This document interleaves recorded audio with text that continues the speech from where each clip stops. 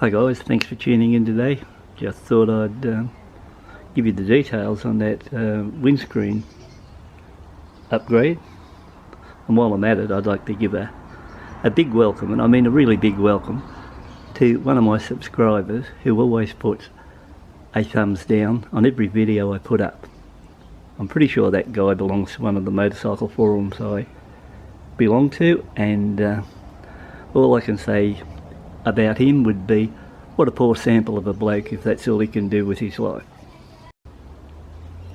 After all guys, when you look at what happens on YouTube, when I put these videos together, I just put them together hoping that somebody will get a bit of benefit out of it. But one thing I can say, it'll never happen. Unlike these other sponges on the tube who have got their channels and they're always asking people or their subscribers for money and things like that to keep their channel running, I can guarantee while you're here watching any of my content, I will never ever ask anyone to subscribe, help with anything to help the channel keep running, or so I can make videos or anything like that. Not that I expect anyone to do it, but I'm just saying my morals are a lot higher than those ones who get there, ask for stuff. I've been watching like watch reviews where they ask the patrons to put stuff into it. I've seen travel ones where they ask, you know, things are going bad and they need a TV or they need a lounge or they can't do the repair on the house. See, I tell you what guys, if you ever get into a situation like that, I wouldn't fall for the crap.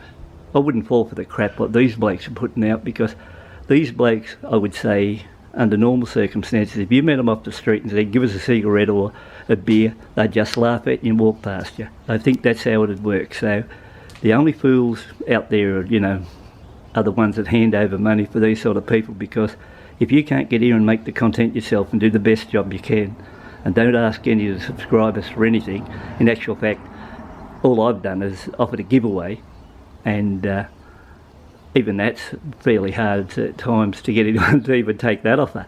But these other guys that get there and get free trips and played trips and all this other stuff, I mean, how silly are these subscribers and that to give them the money? Even I wouldn't do it.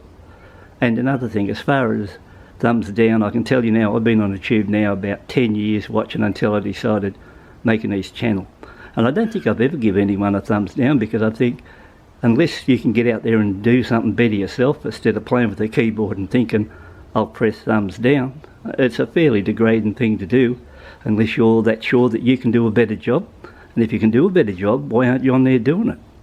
And that's my say on it. But anyway, we'll get on to this windscreen business, and I just thought I'd bring that to your attention.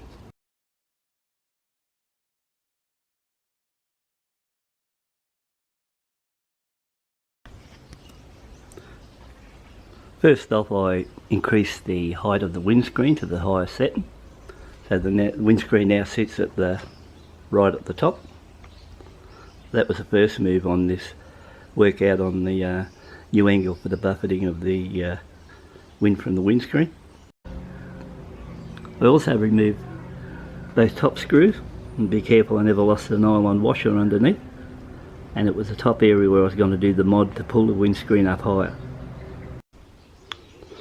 So next up I headed off to the hardware store and bought two 30mm in length by 5mm in diameter screws. That worked out at $1.40. Then I looked around the garage there and found a bit of vacuum hose I had previously had, I don't know, on one of the car jobs I've been working on, and I cut that vacuum hose at the tip there, roughly I think it was 15mm. So that was just the $1.40 total all up in money spent. A bit of time finding the hose, then after that heading over to the windscreen to put her in position. I didn't worry about buying any more nylon washers or anything, and I just used the old nylon washers that were on the windscreen to start with and ran them along those screws. So if we look down into the screen, you can see the rubber vacuum hose which I sliced up. Never touched the bottom. The bottom ones are still running factory screws. So it was only just raise the windscreen to the highest setting, cut that bit of vacuum hose, put your new screws in, sitting on the new angle. So the only thing now is to take her out, give her a test and see how it works.